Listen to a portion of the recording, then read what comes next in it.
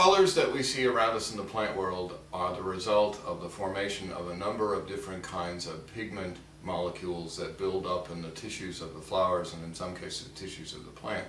In the case of red and purple flowers, it's due to chemicals called anthocyanins. Anthocyanins in plants serve a number of purposes. First, they attract certain pollinators necessary to produce seed, most notably butterflies, and hummingbirds are attracted to anthocyanins. In the case of the appearance of color in the foliage, it's acting as a sunscreen, very much in the same way as we would wear a sunscreen to reduce the amount of ultraviolet light that reaches our skin. So is the plant producing a sunscreen to modify the ultraviolet light. It is also an indicator of proper light level in some plants, especially orchids, and I'll show you a couple of examples of that. In some cases, it builds up in spots rather than a uniform sunscreen. This is Cattleya lueddemanniana, and if you look closely at this leaf, you see what at first glance appears to be perhaps a fungal infection, these dark spots.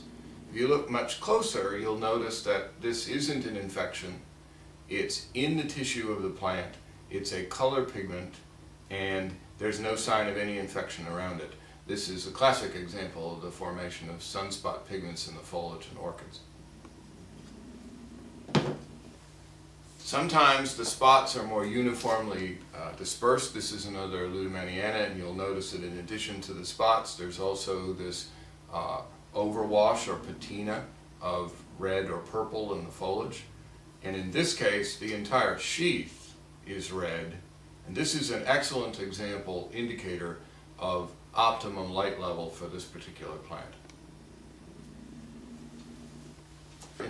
In the tissues of the plant in orchids is widespread. It isn't just cattleyas where you see it, and you'll see it in a number of different genera. This is Dendrobium constrictum, and in this case the purple pigment is being formed on the undersides of the leaves. If you look very closely here, it's in the leaf bases of the leaves.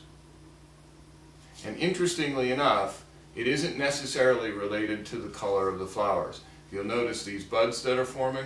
In the early stages, you'll see the production of anthocyanins, and as the buds mature, that purple flush goes away, and these flowers actually open white or green with no sign of purple.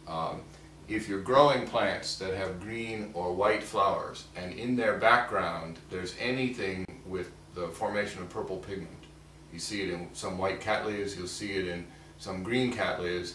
If you want to produce really sharp, clear green or white flowers, let the buds develop under slightly lower light. What that does is inhibit the formation of anthocyanins, and the flowers will open a much richer, uniform, sharp color.